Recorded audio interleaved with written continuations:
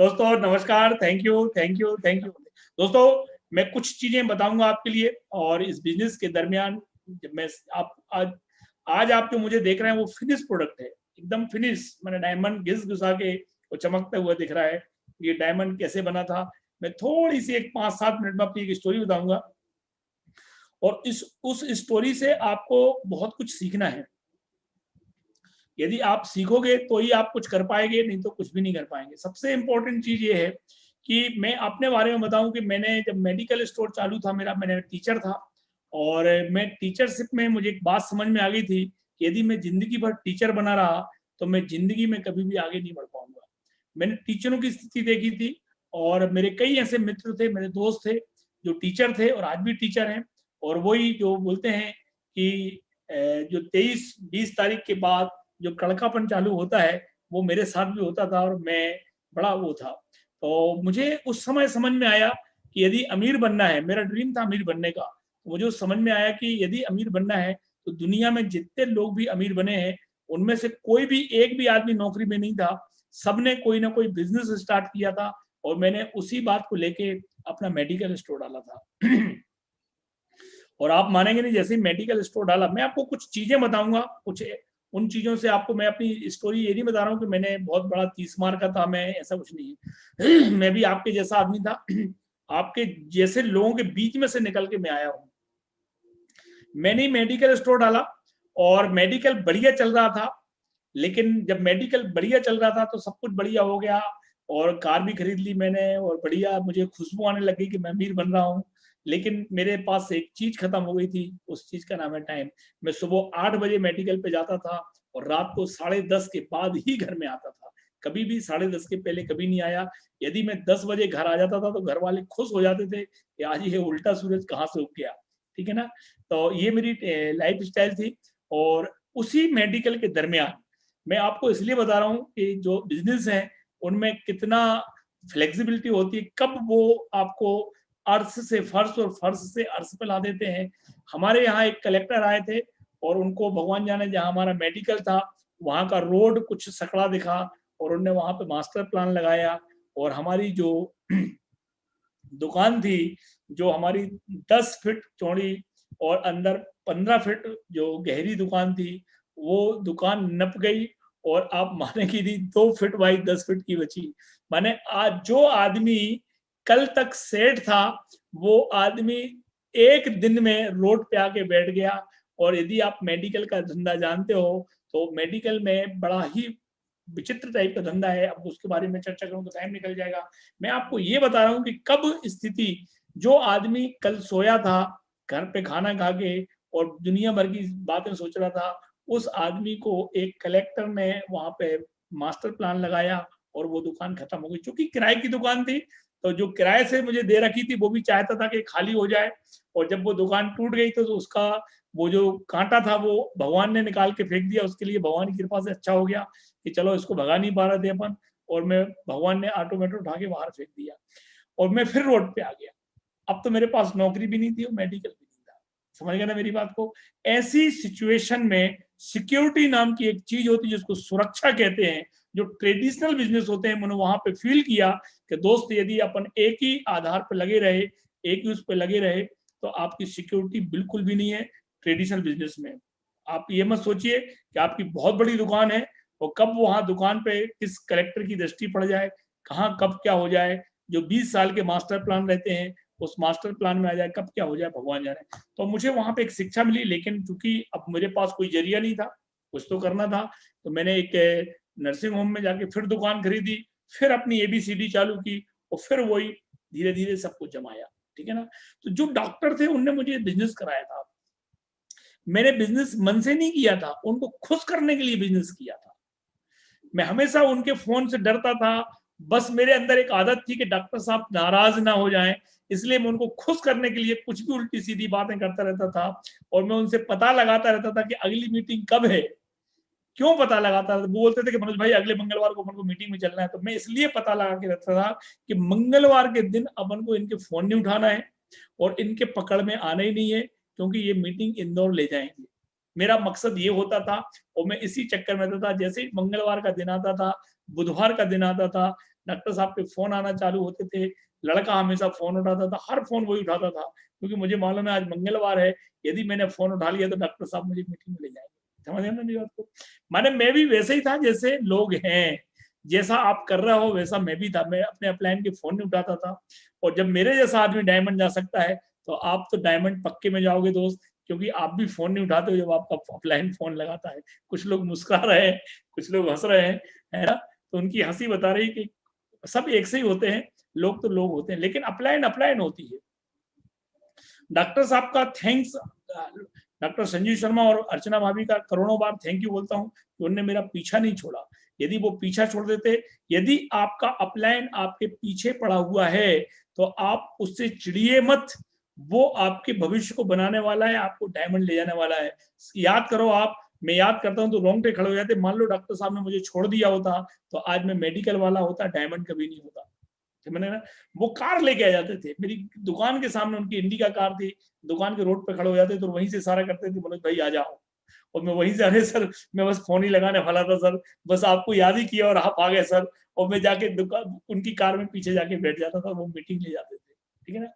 मुझे वहां पे समझ में आया जब मैंने सुमित जी को देखा और doctor Sanjeev Kumar Sharma MBBS MD को देखा, मैंने देखा, मैं आपको ये बात क्यों बता रहा हूँ कि जो हमारा ड्रीम डेस्टिनेशन होता है, जो हम अपने बच्चों को बनाना चाहते, हम चाहते कि हमारा लड़का एमबीबीएस एमडी डॉक्टर बन जाए, हमारा बच्चा आईआईटीएन बन जाए, हम जो चाहते हैं वो ड्रीम डेस्टिनेशन उन लोगों ने हासिल कर रखी थी। और वहां में मंच पे से डॉक्टर साहब बोल रहे थे कि एक डॉक्टर को डायमंड बनने की जरूरत है, एक डायमंड को डॉक्टर बनने की जरूरत नहीं है। और मैं अपने आप को इंटेलिजेंट समझता था, और मैं ये समझता था कि मनोज भाई तो बहुत इंटेलिजेंट है और ये सब लोग पागल हैं, ये तो सब समझते ही नहीं है कि क्या है, मुझे ऐसा लगता था। लेकिन जब मैंने इन दोनों लोगों को देखा, मैं भी आईआईटीएन बनना चाह रहा था, तो मुझे लगा कि यार बात तो कुछ है, और बस वहां से मैंने इस बिजनेस को स्टार्ट किया। मैं आपसे एक ही बात बोलूंगा दोस्त, कि एक आदमी पागल हो सकता है, पूरी दुनिया पागल नहीं हो सकती है। आप यदि अपने आप को इंटेलिजेंट समझते हो तो आप इस बात को सोचिए कि कभी आपने आईआईटी की परीक्षा दी है, कभी आपने पीएससी की परीक्षा दी है, उसमें सिलेक्ट हुए हो? यदि आप नहीं हुए हो तो ऐसे कई पीएससी सिलेक्ट लोग जो आईएएस आईपीएस अधिकारी थे, वो मंच पे से खड़े होकर बोलते हैं कि एक आदमी को डायमंड बनने की जरूरत है दोस्त, उसको पीएससी करने की जरूरत नहीं, जो डायमंड चला जाता है। तो ये कुछ कारण हैं जो बताते हैं कि हमें इस बिजनेस में वो करना चाहिए। उतार चढ़ाव जिंदगी में आएंगे, ऐसा नहीं है कि उतार चढ़ाव नहीं आते। मैं आपको अभी मैंने बताया कि ट्रेडिशनल मार्केट में जब मेरे मेडिकल था तो मैं एकदम रोड पे आके खड़ा हो गया था। ऐसे इस बिजनेस है, बिजनेस में अप एंड डाउन आते रहते हैं, और अप एंड डाउन इसलिए भगवान भेजता है कि भगवान आपको चेक करता है कि क्या आप राइट आदमी हो, आप क्या इस चीज के पात्र हो, आप में वो पात्रता है कि नहीं है, आप कलेक्टर बनने के पात्र हो कि नहीं हो। वही आदमी, तो आपको भगवान चेक करता है कि ये आदमी वाकई 30 लाख रुपए साल का आदमी है, या 70 लाख रुपए साल का आदमी है, या 1 करोड़ कमाने की जैसी हैसियत रखता है कि नहीं रखता है। तो भगवान हर चीज हर आदमी को नहीं देता मेरे भाई। तो आपको मैं बता रहा हूँ कि कुछ चैलेंज तो आएंगे आपके लिए, ऐसा नहीं कि चैलेंज नहीं। अब मैं आपको एक चैलेंज बताता हूँ। शुरू में मैंने ये बिजनेस स्टार्ट किया था, जिस व्यक्ति ने मुझे बिजनेस स्टार्ट करवाया था वो हमारे अपलाइन जो ने हमें ज्वाइन करवाया था, मेरे अपलाइन में डॉक्टर संजीव कुमार शर्मा थे, बीच में वो थे और यहाँ मैं था। अब उनने बिजनेस स्टार्ट किया, वो हार्टिकल्चर में इंजीनियर थे, और उनने 80वें दिन 85वें दिन वो अपना डिब्बा लेके आ गए मेरी दुकान पे, और वो आए और मेरे से बोलते हैं कि मनोज भाई तुम्हारा वो किट कहाँ रखा है? मैंने कि सर वो तो घर पे रखा है। बोले लाओ बुलवा लो आप, और मैं भोपाल जा रहा हूँ, इसको वापस करके वो जमा करने जा रहा हूँ। मैंने क्यों सर? बोले बस यार वो कुछ भी नहीं होता है, आज ये 85वें दिन हो गए, 90 दिन में किट वापस करना रहती है, फिर अपन ने जबरदस्ती उलझ जाएंगे, और उनने किट वापस कर दी। अब बताइए, मेरे अपलाइन ने बिजनेस छोड़ दिया, बचा मैं, ठीक है ना? मैंने एक आदमी को जैसे तैसे करके ज्वाइन करवाया था, वो सेंट्रल स्कूल में टीचर था। वो तब तक उसकी उस बिजनेस में उम्र थी जब तक उसकी पत्नी आई नहीं थी, मायके गई थी, पत्नी घर आई, झगड़े हुए, उसने डिब्बा लाके मेरी दुकान पर रख दिया, मेरी डाउनलाइन भी गायब, मेरा अपलाइन भी गायब, अब मैं बचा। अब मुझे क्या करना चाहिए था? बिजनेस छोड़ना चाहिए था कि नहीं छोड़ना चाहिए था? और मैं बोल सकता था बड़े आराम से कि यार मैंने तो किया था, लेकिन जिसने करवाया था उसने भी छोड़ दिया, और जिसको मैंने करवाया था उसने भी छोड़ दिया, तो फिर मैंने छोड़ दिया। अरे उनके छोड़ने से कुछ नहीं होता है। आज वो व्यक्ति कहाँ है मुझे नहीं मालूम, लेकिन मुझे अपने बारे में मालूम मैं डायमंड हूँ, है ना। फिर तब मुझे समझ में आया कि डॉक्टर साहब मुझे हेल्प करेंगे, मेरे डॉक्टर, ऐसी सिचुएशन आएगी, हो सकता है जिस व्यक्ति ने आपको बिजनेस में बुलाया है वो छोड़ के चला जाए, हो सकता है जिस पहले व्यक्ति को आपने स्पॉन्सर किया था वो एक दिन भी काम ना करे और वो बिजनेस छोड़ दे। आपका डिसीजन है दोस्त, आपको डटे रहना है। बहुत सारे चैलेंज आते हैं। मैंने पूरी टीम बनाई, बहुत अच्छे से बिजनेस चल रहा था, डॉक्टर साहब के सहयोग से, सुमित जी के सहयोग से सब कुछ हो गया था। मैं फाउंडर प्लेटिनम चला गया था। फाउंडर प्लेटिनम में एमरल्ड जाने की सोच रहा था, 2006 की बात है ये, और मैंने पूरा नेटवर्क बना लिया था। मेरी 2006-7 में मेरी 5 लेग ऐसी थी जो 12% के ऊपर थी, 5 लेग, और मैं हमेशा सोचता था कि मैं एमरल्ड जाऊंगा और तत्काल डायमंड चला जाऊंगा, है ना, ऐसी सोचता था मैं। मेरी 2 लेगें थी सागर में, एक 15% के लेवल पे थी, एक 18% के लेवल पे थी, एक और लेग थी बीना में जो 12% के लेवल पे थी, और मेरी एक जो जो आज मेरी एमरल्ड लेग है तीनों, वो 3 तो थी। उसके अलावा ऐसी स्थिति थी मेरी, मैं बहुत बढ़िया पावर से बिजनेस करता था, बहुत धमाकेदार है। लेकिन भगवान के चैलेंज, जब भगवान आपकी परीक्षा लेता है, मैंने हमेशा देखा है कि यदि परीक्षा एक शब्द है, परीक्षा जानते हो ना आप लोग, परीक्षा ना होती, ये परीक्षा शब्द ना होता तो कोई भी आदमी पहली कक्षा के आगे बढ़ ही नहीं पाता। सब आदमी पहली कक्षा में रहते, फर्स्ट में ही रहते। हमारे यहाँ पहली बोलते हैं उसको, आपके यहाँ फर्स्ट बोलते हैं, सेकंड बोलते हैं, जो भी बोलते हैं आपको। आप याद करिए कि 9वीं कक्षा में थे, यदि परीक्षा नहीं होती तो कभी 10वीं में पहुंचते। आप 11वीं कक्षा में थे, यदि परीक्षा नहीं होती तो 12वीं में पहुंचते। आप बीएससी फर्स्ट ईयर में थे, यदि परीक्षा नहीं होती तो आप सेकेंड ईयर में पहुंचते। परीक्षा का मतलब ही है, परीक्षा माने अगली क्लास, परीक्षा माने अगली डेस्टिनेशन। परीक्षा जितनी कठिन परीक्षा उतने बड़े रिवॉर्ड। आईआईटी की परीक्षा कितनी कठिन होती है उतना बड़ा रिवॉर्ड मिलता है। आईएएस आईपीएस की परीक्षा जितनी कठिन परीक्षा दोगे उतना बड़ा रिवॉर्ड मिलेगा। भगवान ने भी मेरी कठिन कठिन परीक्षाएं ली, ऐसी परीक्षा ली कि भगवान जाने, मिसेस को ऐसी बीमारी हुई जो लाखों में एक आध को होती है। स्पेशल लोग, मैंने मिसेस से बोलता हूँ भगवान ने तुम्हें भी बिल्कुल लाखों में एक ही बनाया है, क्योंकि ऐसी बीमारी किसी को नहीं। उनको बीमारी हुई, वो बीमारी ऐसी हुई कि हम लोग सन 2007 में हम लोग मेडिटेरियन क्रूज गए थे, वहां से लौट के आए और वो बीमारी हुई, और आप मानेंगे नहीं, सन 2008 पूरे साल भर हम लोग अस्पताल में भर्ती रहे। ब्रीच कैंडी अस्पताल मुंबई, यहाँ पर सीएचएल अपोलो, और यही पूरा साल निकल गया। 2007 से जो चालू हुआ, अक्टूबर 2000, अगस्त 2000 अक्टूबर से हुआ, और पूरा 8 निकल गया और पूरा 9 निकल गया। पूरा 15-20-25 लाख का मेरे ऊपर कर्जा हो गया। मेरी जो टीमें थी वो सारी खत्म हो गई। जो मैंने बताया था कि 2 लेग, एक लेग मेरी 15% की थी, एक 18% की थी, एक 12, उस वक्त रिन्यूअल चला करता था मेरे भाई। पूरी ग्रुप खत्म हो गया, सिर्फ मेरे पास 2 लेगें बची, 2 लेग बची 2009 में। बात समझ में आ रही मेरी? ऐसी परीक्षा, ऐसी परीक्षा हो सकती है आपकी। लेकिन जब मेरी परीक्षा भगवान ने ली, मुझे समझ में आया कि कोई बड़ा रिवॉर्ड मिलने वाला है। अब आप, मेरी ऐसी स्थिति हो गई थी कि जिस आदमी की 5-6 लेगें हों, जो डायमंड जाने की सोच रहा हो, एमरल्ड जाने की सोच रहा हो, अब उसके पास सिर्फ 2 लेगें बची, और एक और लेग बची थी, मैंने 2.5 लेग बची, 2.5 लेग पे मैं आ गया था। और आप मानोगे नहीं, मेरी ऐसी स्थिति हो गई थी कि मैंने सोचा कि यदि मैं एमबीए करता रहा तो मुझे और कुछ करना चाहिए। और मैंने फिर अपना रिज्यूम बनाया, रिज्यूम बना के मैंने लोगों को दिया, मैं नौकरी करने की सोचने लग गया। आप मानो, यहाँ पे कभी आओगे तो मैं मिलवाऊंगा उन लोगों से जिनने मैंने पहली बार नौकरी के लिए इंटरव्यू दिया। और मेरा एक मैक्स लाइफ इंश्योरेंस की कंपनी में, उस वक्त एमबीए में इंश्योरेंस होता था, तो उसी कंपनी में मैंने नौकरी की और मुझे 3,60,000 का पैकेज मिला। और जब मैं लौट के आया घर, मिसेज से मैंने बोला कि मुझे नौकरी भी मिल गई, अपन एमबीए भी करेंगे, नौकरी भी करेंगे। तो मिसेज मेरे से धीरे से बोली, फिर तो एमबीए तो खत्म, सिर्फ नौकरी बचेगी। मैंने क्यों? बोले तुम जब 12 घंटे नौकरी करोगे तो एमबीए कब कर पाओगे, है ना। और मिसेज ने मुझे एक सलाह दी कि यदि तुम नौकरी 3,60,000 के लिए जैसा नौकरी कर रहे हो, ऐसे ही यदि एमबीए करो तो हो सकता कुछ। और आप मानोगे नहीं, मैंने बस मिसेज की बात मानी और मैंने एमबीए को नौकरी की तरह किया, नौकरी की तरह। मैं सुबह 4 पराठे बना के, नहा धो के 11 बजे मेरी बाइक पे मैंने कहा, मेरी कार बिक गई थी, 25 लाख का कर्जा हो गया था मेरे ऊपर और तमाम चीजें थी। लेकिन जिसके अंदर दर्द होता है, जिसको टीस होती है, वो कुछ करना चाहता है। अल्लाह दे खाने को तो कौन जाए कमाने को, ये ऐसे नहीं चलता है। तो मेरे अंदर टीस थी, मुझे कुछ कर दिखाना था और मैंने इस बिजनेस को नौकरी की तरह किया। 2009 2010 मैंने 25 लाख का कर्जा उतारा। मैं उसी समय सफायर गया, उसी साल में एमरल्ड गया, उसी साल में फाउंडर एमरल्ड गया। मैंने अपनी पूरा 25 लाख का कर्जा उतारा।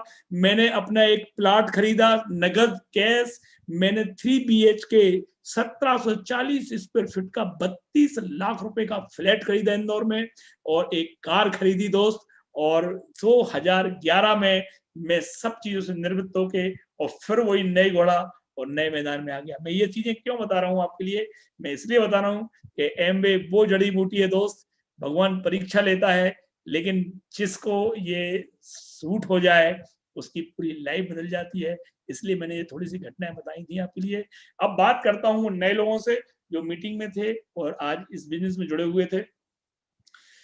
लोग बोलते हैं कि क्या करना है मनोज भाई, बिजनेस प्लान तो अच्छा था और सब बढ़िया था, करना क्या है? मैं आपको बता देता हूँ कि आपको करना क्या है। आपको एक डिसीजन लेना है। यदि डिसीजन नहीं समझते हो तो निर्णय लेना है। निर्णय नहीं समझते हो तो आपको इस बिजनेस को स्टार्ट करना है। उसको डिसीजन, निर्णय, जो भी आप बोलते हो वो लेना है आपको, क्योंकि सफलता हमेशा निर्णय की बात मिलती है। लेकिन जब भी निर्णय की बात आती है तो मैंने देखा है कि लोग जलेबी बनना चालू हो जाते हैं। जलेबी समझते हो ना, गोल मोल बातें करते हैं। बात तो मनोज भाई सही कर रहे थे, देखेंगे।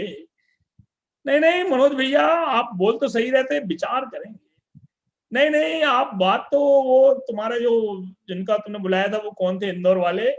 हाँ ठीक है, सोचेंगे, निर्णय नहीं लेंगे, है नहीं, देखेंगे, विचार करेंगे, सोचेंगे। एक और व्यक्ति मुझे मिले और मेरे से बोलते, हाँ बात तो सही कर रहे थे, कोशिश करने में क्या बुराई है, कोशिश करेंगे। मैं आपको एक बताता हूँ, ये रिमोट है ना, दिख रहा ना मेरे को? और इस रिमोट को उठाना नहीं है, उठाने की कोशिश करना है। उठेगा कभी? आपको लगता है उठेगा? एक आध कोई अनम्यूट करके मुझे जवाब दें। इसको मैं उठाऊंगा नहीं, सिर्फ कोशिश करूंगा, उठेगा? या तो उठाओ या मत उठाओ, ये कोशिश कहां से आ गई? कई लोग प्लेटिनम जाने की कोशिश कर रहे हैं, कई लोग एमरल्ड जाने की कोशिश कर रहे हैं, कई लोग सिल्वर जाने की कोशिश कर रहे हैं। अरे कोशिश से कुछ नहीं होता भाई, या तो जाओ या मत जाओ। वो बोलते कोशिश करने वालों की हार नहीं होती। अरे कोशिश करने वालों की हार होती है, करने वालों की कभी हार नहीं होती। Just do it, just do it. करना तो पड़ेगा। यदि किसी चीज का नाम काम है तो वो करने से ही होता है, कोशिश करने से कुछ नहीं होता है। और जो अभी तक कोशिश कर रहे थे वो जिंदगी में कुछ नहीं कर पाएंगे, सिर्फ कोशिश करते ही रह जाएंगे और फिर बोलेंगे कि हमने भी एमबीए में कोशिश की थी। अरे कुछ नहीं होता मेरे भाई, कोशिश कुछ नहीं होता है। जस्ट डू इट, स्टार्ट करिए। या तो आप इसको उठा सकते हो, या तो उठाइए या मत उठाइए। जिंदगी भर ऐसे ऐसे मत करते रहिए। भैया मैंने कोशिश, पिछले 15 दिन से मैं कोशिश कर रहा हूँ। मनोज भैया मैं पिछले 2 साल से कोशिश कर रहा हूँ। ये कोशिश से कभी उठेगा यार? उठाओ या मत उठाओ। तो आपको निर्णय की बात आती है तो आपको डिसीजन लेना पड़ेगा। जस्ट डू इट, निर्णय लीजिएगा, क्विक डिसीजन। जो लोग समझदार लोग होते हैं वो तत्काल डिसीजन लेते हैं। हाँ, ये एक अच्छी चीज है, निर्णय लेने के लिए कुछ लोग सलाह लेते हैं। जैसे आपने प्लान देखा, अब आप सलाह लेंगे लोगों से, अच्छी बात है। सलाह लेना मैं समझता हूँ कॉमन सेंस का सब्जेक्ट है, लेकिन सलाह किन से लेना चाहिए, किन से नहीं लेना चाहिए, ये कॉमन सेंस का सब्जेक्ट है। आपको एमबीए बिजनेस करना है और आप किससे पूछ रहे हो, ये कॉमन सेंस का सब्जेक्ट। मैं आपको एक एग्जांपल देता हूँ। आपकी गाड़ी खराब है ना, तो आपकी गाड़ी खराब है तो आपको मैकेनिक से सलाह लेना चाहिए कि डॉक्टर से सलाह लेना चाहिए? नो डाउट मैकेनिक से। अब आपकी तबीयत खराब है, आपको मैकेनिक से सलाह लेना चाहिए कि डॉक्टर से सलाह लेना चाहिए? ये कॉमन सेंस का। आपको एमबीए के बारे में पूछना है, आप किससे पूछ रहे हो? जो आदमी फेल हो गया या जो आपको सफल है? ये कैसे पता लगाओगे कि जो कई लोग मेरे से मिलते हैं, अधिकतर लोग, कि मनोज भैया हमारे शर्मा जी ने किया था, हमारे तिवारी जी ने किया था, हमारे साले ने किया था, ऐसा हो गया, वो तो बर्बाद हो गया। तो मैं उनसे बोलता हूँ कि ये कैसे पता लगाओ कि मैं सही बोल रहा हूँ कि वो आदमी सही बोल रहा है, ये कैसे पता लगाओगे आप? करके देखना पड़ेगा ना, जरूर करो, आपको पता लग जाएगा मनोज स्थापक झूठा है तो वो सामने वाला झूठा है, कौन झूठा है आपको करना पड़ेगा। तो सलाह लो, लेकिन उस आदमी से लो जिसने आज आपको लिंक भेजी है, उस आदमी से लो जो आपका बेल विसर है, उस आदमी से लो जिस आदमी के आज फोन आए थे, जिसके बार बार मैसेज आए थे, उससे पूछे कि मुझे इस बिजनेस को करना चाहिए कि नहीं करना चाहिए। निर्णय मैंने देखा है कि मैं क्यों बोल रहा हूँ ये सब बातें, क्योंकि यही सबसे इंपॉर्टेंट चीज है दोस्त, क्योंकि आपकी जिंदगी में वो सब चीजें आएंगी जिनके लिए आपने डिसीजन लिया था, निर्णय लिया। आज आपने वही शर्ट पहनी है जिसको पहनने का निर्णय लिया था, आपकी मिसेज ने बोला था नहीं ये मत पहनो वो पहन लो, आज आपने वही खाया है, आज आपके घर में वही बना है जो आपकी मिसेज ने सुबह निर्णय ले लिया था कि आज तो मैं इनको दलिया ही खिलाऊंगी, तो दलिया ही खिलाया उन्होंने। तो वो निर्णय जो लेते हो वही आपके पास आता है, वही सब। निर्णय लेने के बीच में मैंने एक और चीज देखी है सलाह वलाह तो अपनी जगह है, लेकिन कुछ लोग डिसीजन अपनी क्षमताओं के ऊपर लेते हैं। कुछ लोगों को मालूम रहता है कि मैं ये कर सकता हूं और मैं ये नहीं कर सकता हूं, और वो उस कार्य क्षमता को लेके अपने डिसीजन को चेंज कर देते हैं। जैसे मैंने बोला कि आप 17 महीने में 30 लाख कमा सकते हो। ओहो मनोज भैया, ये बिजनेस हम जैसे लोगों के लिए नहीं, इतनी बड़ी इनकम। हाँ 17 महीने में 30,000 रुपए साल कहते तुम, तो मैं कर लेता। कुछ लोग अपने आप को इसके लायक ही नहीं समझते। कुछ लोग ऐसे होते हैं जिनको अपनी काबिलियत पे शक होता है, अपनी ताकत पे शक होता है, अपनी एफिशिएंसी, अपनी एबिलिटी पे शक होता है, और वो लोग इस बिजनेस को मना कर देते हैं। उनको नहीं मालूम होता है, उनको ये लगता है कि हमारे बस का नहीं है, ये बोल देते हैं। मैं आपको कुछ एग्जाम्पल देता हूं, आपको समझ में आएगा कि क्या आपके बस का है क्या नहीं आपके बस का। आपसे मैं एक प्रश्न पूछता हूं कि आपसे मैं बोलता हूं कि आप ट्रक उठा सकते हो, वो जो 16 चक्के वाला ट्राला आता है उसको उठा सकते हो, आप ऐसे करके उठा सकते हो? आपका दिल बोल रहा है कि क्या करोगे मनोज भैया, हमारी कमर तोड़वाओगे क्या? ट्राला हम थोड़ी उठा सकते, नहीं उठा सकते।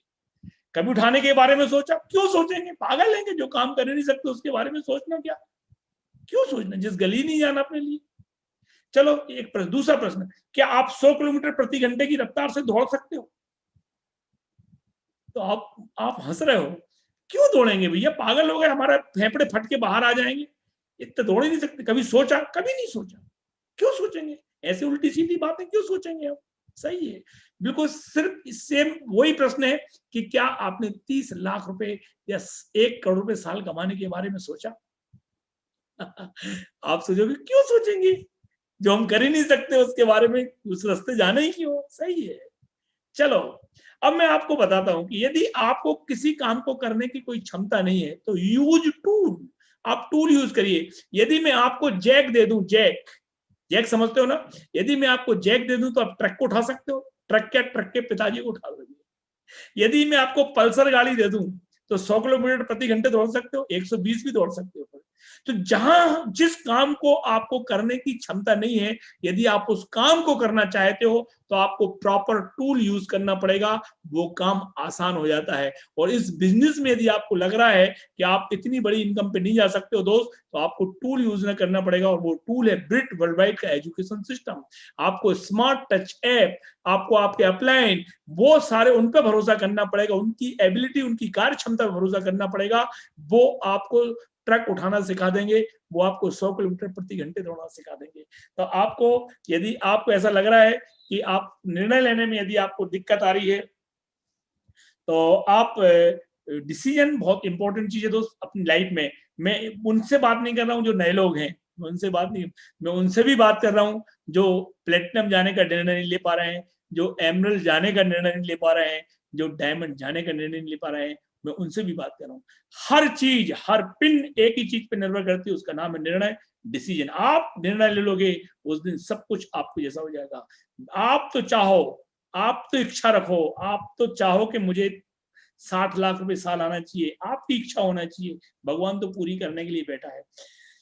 निर्णय के लिए जब मैं निर्णय की बात कर रहा था तो मैं इसलिए बात कर रहा हूं कि सबसे इंपॉर्टेंट सब्जेक्ट यही है इस वक्त पे कि आपको डिसीजन लेना पड़ेगा, है ना।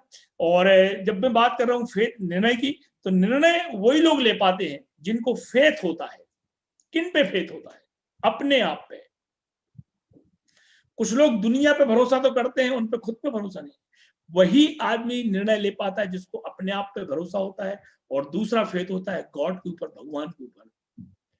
कई लोग खुद पे भरोसा नहीं होता, भगवान पे भरोसा तो है उनको, लेकिन खुद पे भरोसा नहीं है। तो सिर्फ आप पे अपना भरोसा रखना है और भगवान पे भरोसा रखिए दोस्त। और जिस दिन, मैं आपको बता दूं, जितने लोग एमबीए में हैं, मैं आपको एक बहुत अच्छी बात बता दूं कि एक होता है विश्वास और एक होती है श्रद्धा, एक होता है बिलीफ और एक होता है फेथ। इन दोनों में अंतर है। जहां विश्वास होता है वहां विश्वासघात होता है, और जहां श्रद्धा होती है, आपने कभी सुना किसी के मुंह से कि यार फलाने ने मेरे साथ श्रद्धाघात कर दी? यही सुना है कि विश्वासघात कर दिया। तो जब तक आप विश्वास करोगे तब तक आपके साथ घात होती रहेगी। जिस दिन आपका विश्वास फेथ में कन्वर्ट हो जाएगा, जिस दिन आपका विश्वास श्रद्धा में कन्वर्ट हो जाएगी, उस दिन से भगवान आपके साथ कभी विश्वासघात नहीं करेगा। सिर्फ वो काम पूरा होता है फेथ और बिलीफ और फेथ में। ये अंतर जिस दिन आपको कन्वर्ट हो जाएगा, समझ में आ जाएगा। अभी लोग इसमें सिर्फ, मैंने देखा है एमबीए में सिर्फ फेथ करते हैं, बिलीव करते हैं, फेथ में कन्वर्ट नहीं। जिस दिन आपका बिलीव फेथ में कन्वर्ट हो जाएगा, उस दिन आपको हर पिन मिलने लग जाएगी। और किस किस पे? अपने आप के ऊपर और भगवान के ऊपर। मैं आपको बहुत सारे एग्जाम्पल भी दे सकता था, लेकिन आज अपने पास इतना टाइम है नहीं कि मैं आपको इनके बारे में डिटेल में बताऊं। लेकिन इतना बता दूंगा कि आप जिसको भी भगवान के ऊपर भरोसा है, और भगवान के बगैर पत्ता नहीं हिलता दोस्त, और भगवान जो करता है अच्छे के लिए करता है। आज यदि आप इस बिजनेस में हो तो भगवान की अनुमति से ही इस बिजनेस में आए हो, या आप इस बिजनेस में आओगे तो उसकी अनुमति होगी तो ही आओगे। आप कितनी जोर जबरदस्ती कर लेना, आप नहीं आओगे, वो आप नहीं आ पाओगे। इसमें मैंने बोला था कि भगवान की अनुमति से आप आते हो, और भगवान जो करता है हमेशा अच्छे के लिए करता है। ठीक है ना? तो आपको फेथ रखना पड़ेगा भगवान के ऊपर, और आपको ये समझना पड़ेगा कि बिलीफ और फेथ में कितना डिफरेंस होता है। कभी मौका लगेगा तो मैं इसके बारे में आपको बताऊंगा भी। तो अपन बात करते हैं कि कुछ लोगों को ये भरोसा ही, मैंने बात कर रहा था कि अपने आप के ऊपर भरोसा, भगवान के ऊपर भरोसा तो हो गया, अपने आप पे भरोसा हम कैसे करें? तो मैं हमेशा लोगों से बोलता हूं कि दोस्त अपने आप पे तो मैं भरोसा करना ही पड़ेगा, क्योंकि आप, मैं बता दूं आपके लिए, एक मूर्तिकार, दुनिया का सबसे बढ़िया मूर्तिकार, यदि कोई मूर्ति बनाता है तो उसमें कोई कमी छोड़ेगा?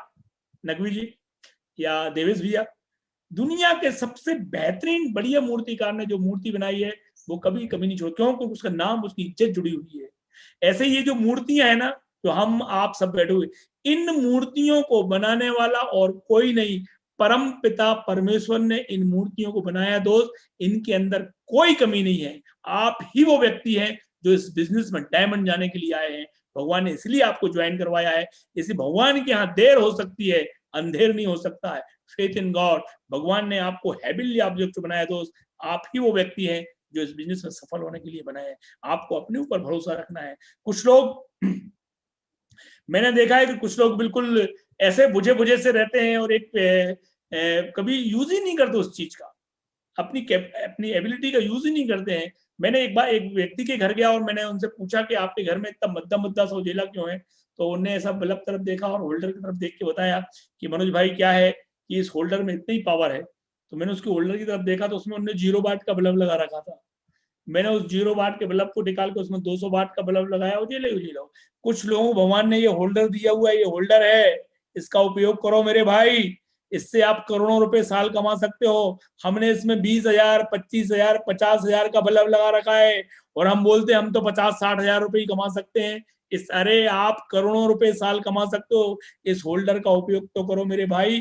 भगवान ने बहुत पावरफुल होल्डर दिया आपके लिए, इसका यूज करना सीखना पड़ेगा आपके लिए। आप ब्रिज सिस्टम की टीचिंग्स में आइए, आप ब्रिज सिस्टम को अपनाइए, अपने प्लान को फॉलो करिए, आप बहुत बड़े बन सकते हो। तो मैंने बताया आपके लिए कि आप भगवान की बनाई हुई मूर्ति हो दोस्त, और आप ही इस बिजनेस में सफल होने के लिए पैदा हुए हो। अब बात करते हैं सफलता। सफलता के लिए 2 चीजें बहुत इंपॉर्टेंट है। एक चीज है चेंज, और दूसरी चीज है सीखना। हम लोग जिंदगी में, हम लोग एक कंफर्ट जोन में चले जाते हैं और हम अपनी लाइफ को चेंज नहीं करना चाहते। Change is the must. जिंदगी का नाम ही परिवर्तन है। और प्रकृति हमेशा परिवर्तन चाहती है। आपने देखा होगा कि जब जब सुविधाएं आपके घर आई हैं, उसके पहले असुविधाएं जरूर आती हैं। आपके मोहल्ले का, आपके आपके सामने, घर के सामने का रोड जब भी बना होगा तो कई लोगों के हाथ टूट गए, पाँव में मोच आ गई, कोई गिर गया, साइकिल से दांत टूट गए, जब वो रोड खुदा हुआ था, पड़ा हुआ था। और अब अपनी बच्चों को बताओ कि बेटा जब ये रोड बन रहा था तो अंकल गिर गए थे, उनका हाथ टूट गया था, तो बोलेंगे इतना बढ़िया रोड, यहाँ कहाँ गिर गए थे। लेकिन जब वो रोड बन रहा था तब असुविधाएं आई थी। जिंदगी में आपको चेंज, जब भी परिवर्तन तो आए, परिवर्तन आएंगे तो ही जिंदगी में आगे सुविधाएं आएंगी। तो एक तो आपको चेंज और दूसरा सीखना पड़ेगा। यदि आप अपनी लाइफ में बहुत कुछ पाना चाहते हो तो आपको परिवर्तनों को स्वीकार, यदि जिंदगी में कुछ परिवर्तन चाहते हो, जैसी जिंदगी है यदि वैसे ही जिंदगी चाहते हो दोस्त, तो कुछ भी बदलने की जरूरत नहीं है। लेकिन यदि जिंदगी में परिवर्तन चाहते हो तो आपको कुछ चीजें चेंज करना पड़ेगी, और वो चेंज बहुत जरूरी है। यह समय परिवर्तन का समय दोस्त, ये जो टाइम चल रहा है ये परिवर्तन का समय है। सब कुछ चेंज हो रहा है इस वक्त में, हर चीज चेंज हो रही है। आप ऐसा मत सोचिए कि आप ही के सबके साथ हो रहा है। और मैंने भी बोला था कि परिवर्तन ही संसार का नियम है। जीवन में आगे बढ़ने के लिए आपको, यदि जिंदगी में आगे बढ़ना है तो इसका सबसे बढ़िया माध्यम है परिवर्तन। यदि लाइफ में आपको आगे बढ़ना है, यदि आपको, मुझे यहाँ से कहीं और जाना है तो मैं यहाँ से ट्रेन पकड़ूंगा, मुझे अमेरिका जाना था तो हम लोग यहाँ से दिल्ली गए, फिर परिवर्तन किया, फिर वहां से अलग गए, फिर परिवर्तन किया, फिर वहां से माने अलग अलग। तो आपका, यदि आपको जिंदगी में आगे बढ़ना है तो आपको परिवर्तन ही उसका सबसे बढ़िया माध्यम है। और आपको, कई लोगों को मैंने देखा है कि एक ही चीज पढ़ जाते हैं, हम तो भैया अब ऐसा यार ये डिजिटल आ गया, हम तो वही, हमें तो सबसे अच्छा लगता था, आज भी मिलने जुलने जा रहे हैं। इट्स ए वेरी रिस्की काम यदि आप ऐसा कर रहे हो तो। आप एक ही चीज अड़े रहने पे और नई चीजों को नहीं सीखने पे, ये अड़ना बहुत बुरी चीज है। और इससे आपकी, मैं बता दूं कि आप अपनी प्रोग्रेस को, अपनी उन्नति को रोक रहे हैं। इसलिए अड़िए मत, आप एक जगह अड़िए मत, आप परिवर्तन को स्वीकारिए। सुमित जी हमेशा बोलते हैं कि कुछ चीजें हमारे बस में होती हैं और जो चीजें बस में नहीं होती उनको हमें स्वीकार करना पड़ता है। तो ये परिवर्तन की युग है दोस्त, इसमें हर चीज को, आप यदि परिवर्तन का विरोध करते हैं तो आप अपनी सफलता का, अपने जीवन का विरोध कर रहे हो। तो लेकिन नवनिर्माण के लिए परिवर्तन मैंने बताया था बड़ा पीड़ादायी होता है। जब परिवर्तन आता है ना, मैंने बोला था आपके घर के सामने रोड बन रहा था, या आपके मोहल्ले के रोड बने थे, या आपके गांव का रोड बना था, और आप शहर से गांव के बीच में जब जाते थे तो बहुत दिक्कत आती थी। परिवर्तन पीड़ादायी तो होता है, लेकिन जब परिवर्तन हो जाता है तो उसमें वो चरम आनंद मिलता है जिसका कोई हिसाब नहीं। कुछ चीजें आपको तत्काल प्रभाव से चेंज करना पड़ेंगी। जो मैं परिवर्तन की बात कर रहा था आपके लिए, सबसे पहले आपको चेंज करना पड़ेगा आपका मोबाइल का नेटवर्क। आपका मोबाइल हैंडसेट चेंज करिए। आप अपने मोबाइल को लैपटॉप में कन्वर्ट करिए। यदि आप ऐसा नहीं कर रहे हो तो बहुत नुकसान कर रहे हो। आप अपने घर में जियो का फाइबर, जो भी बड़ा अच्छा पावरफुल नेटवर्क लीजिए। अभी मैं सुन रहा था बहुत सारे लोगों को, बड़ी बड़ी पिन पे थे आप लोग और आपकी आवाज कट कट के आ रही थी। आप क्या प्लान दिखाते होगे लोगों के लिए, कैसे जूम मीटिंग लेते होगे, और ऐसा नहीं होना चाहिए। एज ए लीडर आपका बिल्कुल कभी भी, अभी मैं इतनी देर से बोल रहा हूँ, कभी एक बार भी आवाज रुकी क्या? आपको पावरफुल नेटवर्क, आपको चेंज करना है अपने नेटवर्क को, जो सबसे बढ़िया नेटवर्क हो उसको लो आप, है नहीं? तो आपको चेंज करना है आपके मोबाइल को लैपटॉप लाना है। यदि पुराना लैपटॉप है तो उसको चेंज करिए। आप अपने नेटवर्क को चेंज करिए, बहुत इंपॉर्टेंट है। आप प्रोडक्ट चेंज करिए। यदि आज भी आपके घर में पुराने प्रोडक्ट यूज हो रहे हैं, बाजार वाले प्रोडक्ट, आज भी बालों का धोने का शैम्पू यदि बाजार का यूज कर रहा हो दोस्त, तो आपके बाल सिल्वर हो जाएंगे, आप कभी सिल्वर नहीं होंगे। तो चेंज, तत्काल प्रभाव से प्रोडक्ट चेंज करना है। आपको अपना ड्रेस कोड चेंज करना है, अच्छा रैपर होना चाहिए, अच्छा लगना चाहिए आपको। आपको अपनी संगत चेंज करना है। संगति एक गुण अनेक। आप यदि संगति वही पकड़ के रखेंगे तो आपको गुण वही आते रहेंगे। तो आपको अपनी संगत, उन लोगों को छोड़िए जो आपसे निगेटिव बातें करते हैं, उनको छोड़िए। आप जो आपको पुरानी बातें याद दिलाते हैं छोड़िए, जो आपकी कमियां बताते हैं या आपको डोमिनेट करते हैं, ऐसे लोगों का साथ छोड़िए दोस्त। आप ठीक है, पुराने दोस्त थे, आप उनके साथ बैठ के ड्रिंक करते थे, आप उनके साथ सिगरेट पीते थे, सॉरी। अब आपको उन लोगों की संगत करना है जो आपकी लाइफ चेंज, आपके अपलाइन है, आपका ब्रिड सिस्टम है, आपका टेक्नोलॉजी पैक है, उसकी संगत में आना। संगति का बहुत महत्व है। संगत के बारे में बहुत सारी बातें बोल सकते हैं। आपको चेंज करना है अपनी सोच। आपका जीवन वही है जो आपकी सोच है। आप लोगों के बारे में जो सोचते हो वही आपको मिलता है। दृष्टिकोण सबसे इंपॉर्टेंट चीज है आपका, हर चीज के प्रति। आज इस मीटिंग के प्रति आप किस दृष्टिकोण से बैठे हुए हो, आपका क्या नजरिया है, आपकी क्या अभिवृत्ति है, ये बहुत इंपॉर्टेंट सब्जेक्ट है। इस पर मैं 4 घंटे बोल सकता हूं कि आपको अपनी सोच चेंज करना पड़ेगी, आप अपने नजरिए को चेंज करिए दोस्त। यदि आप अपनी जिंदगी में कुछ बहुत बड़ा काम चेंज करना पड़ेगी, आपको कुछ आदतें चेंज करना पड़ेंगी। आदतें बहुत इंपॉर्टेंट है जिंदगी में। आदतें इंसान को हैवान बना देती हैं और आदतें इंसान को भगवान बना देती हैं। सिर्फ आदतों के कारण आदमी पूजने लगता है और एक आदमी अपनी आदतों के कारण घृणा का पात्र बन जाता है। तो चेक करिए कि कहीं अपने अंदर कोई गलत आदत तो नहीं है। बहुत सारे झूठ बोलने की आदत, आप घर में बैठे हो और फोन पे बोल दिया, मिसेस से उठवा दिया फोन, बोल दिया कि हम तो घर में ही नहीं है, भैया वो मोबाइल छोड़ गए।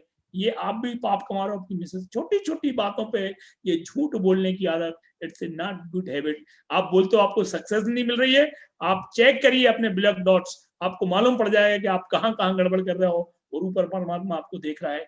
ये आदतें आपके लिए ठीक नहीं है। कुछ लोग बोलते हैं कि मनोज भैया हमारी तो लेट उठने की आदत है, हमें तो लेट तक जगने की आदत है। अरे 7 हैबिट्स हाईली पीपल वाली वो किताब पढ़िए, 7 अच्छे लोगों की 7 आदतें, वो किताब पढ़िए, आपकी आंखें खुली खुली रह जाएंगी। फोन उपयोग करना सीखना है आपको। आपका मोबाइल आपका ये ब्रह्मास्त्र है, ये जो चीज है ना ये ब्रह्मास्त्र है। अच्छा बढ़िया मोबाइल, मैंने बोला था चेंज करिए अपने हैंडसेट को। आपका हैंग हो जाता है, खुल ही नहीं रहा है, मैसेज ही नहीं जा रहे हैं और ढूंढते रह रहे हो और उनको ऐसे आपने फ्रंट कैमरे में धुंधले धुंधले दिख रहा हो, ऐसे लग रहा हो जैसे 1960 की कोई पिक्चर देख रहे हैं। ऐसा नहीं होना चाहिए, बढ़िया फ्रंट कैमरा होना चाहिए। कुछ चीजें चेंज करना पड़ेंगी। थोड़ा सा एक और लास्ट बताऊंगा मैं, कुछ चीजें आपको सीखना पड़ेंगी। ये नया जमाना है, ये टेक्नोलॉजी का जमाना है, आपको कुछ चीजें सीखना चाहिए। मैं हमेशा बोलता हूँ लोगों से कि अज्ञानी होना उतनी शर्म की बात नहीं है जितना सीखने की इच्छा ना रखना। कुछ लोग, ठीक है मुझे ज्ञान नहीं था, मैं कुछ भी नहीं जानता था मेरे भाई, मैंने अपने बच्चों से सीखा, निष्ठा से सीखा, हार्दिक से सीखा। उन बच्चों ने मुझे ये टेक्नोलॉजी, ये जूम, ये लैपटॉप, ये सब चलाना, मैं कुछ नहीं जानता था। मैं आपसे भी बदतर था, आप तो हमसे अच्छे हो, मैं कुछ कभी नहीं कर पाता था। जो सफल लोग होते हैं, जो सफल लोगों की जो पहली पहचान होती है, वो उनको यही सबसे अच्छी आदत है कि वो हर नई चीज को सीखने के लिए आतुर रहते हैं और हमेशा तैयार रहते हैं। अच्छा ऐसा होने वाला है, मैं करके देखूंगा, अच्छा ऐसा होने वाला है, मैं। ये सफल लोगों की पहचान है। सीखने की कोई उम्र नहीं होती। आप बोलोगे मैं तो भैया अब 60 साल का हो गया, अब मुझे क्या करना, ये लड़का कर देगा तो कर देगा, नहीं तो अपने तो बैठा रहूंगा, ये मुझे ऑनलाइन ज्वाइनिंग तो मेरे बच्चे। अरे आपको सीखना, सीखने की कोई उम्र नहीं होती है नहीं। जब तक आप सीख रहे हो आप जवान हो, जिस दिन आपने सीखना बंद कर दिया उस दिन आप बूढ़े हो जाते हो। तो सीखते रहो आप कुछ चीजें सीखना पड़ेंगी। आपको ऑनलाइन ऑर्डर करना सीखना पड़ेगा, आपको ऑनलाइन जूम मीटिंग करना सीखना पड़ेगी, आप अपनी पर्सनल टीम की मीटिंग करिए, आप 1-on-1 करिए, आपको किताब पढ़ना सीखना पड़ेगा, लोगों पे भरोसा करना सीखना पड़ेगा, आपको मुस्कुराना सीख, मुस्कुराते रहिए, नहीं तो लोग आपका पहचान ना, पहले बिल्कुल इतने भयंकर चेहरे हो गए हैं, मैं देख रहा हूँ लोगों को बिल्कुल टेंशन में आ गया कि किस टाइप की बातें कर रहा आदमी। मुस्कुराते रहिए, आप लोगों की गलतियों को भूलना सीखिए, ये सीखना पड़ेगा। लोग तो गलती करेंगे लेकिन आपको भूलना, फॉरगिव और फॉरगिवनेस, लोगों को इज्जत देना सीखना पड़ेगा। आप लोगों को इज्जत दीजिए दोस्त, इज्जत देने से ही मिलती है। हमारे पिताजी हमेशा बोलते थे कि आप लोगों को जितनी इज्जत दोगे उतनी आपको मिलेगी दोस्त। बातें तो बहुत सारी हैं लेकिन लास्ट में एक छोटी सी बात कह के मैं बात को खत्म करूंगा कि वे भी क्या मानो हवा चले तो हिल जाएं। बाहर हवा चलेगी दोस्त दुनिया में और लोग आपको हिलाने की कोशिश करेंगे, वे भी क्या मानो हवा चले तो हिल जाएं, थोड़ी सी झेलें धूप झुलस के रह जाएं, जो रहे लुढ़कते बेपेंदी लोटे जैसे, कभी डिसीजन नहीं ले पाते, हमेशा कंफ्यूज रहते हैं, टोटल कंफ्यूज, दुविधा में दोनों गए माया मिली न राम। बिल्कुल हमेशा जो रहे लुढ़कते बेपेंदी लोटे जैसे, जो उथली पुथली धारों में भी बह जाए, कोई भी कंपनी आई और उसके साथ चल दिए, कोई भी कंपनी आई उसके साथ चल दिए, जो मिल गया उसके हो गए, ऐसे नहीं चलता है। जो रहे लुढ़कते बेपेंदी लोटे जैसे, जो उथली पुथली धारों में भी बह जाए, होंगे वे कोई और किनारों पर बैठे, हम होड़ लगाया करते हैं मजदारों से। ऐसे लोगों का बिजनेस है जिनके अंदर कुछ जज्बात हैं, जो कुछ कर दिखाना चाहते हैं, वो लोग इस बिजनेस को करने का डिसीजन लेते दोस्त। डरपोक लोगों का बिजनेस नहीं है, जो डर गया यानी मर गया। ये मर्दों का बिजनेस दोस्त, निर्णय लीजिएगा दोस्त, सक्सेस आपका इंतजार कर रही है। Best of luck, God bless you and go diamond, love you, thank you.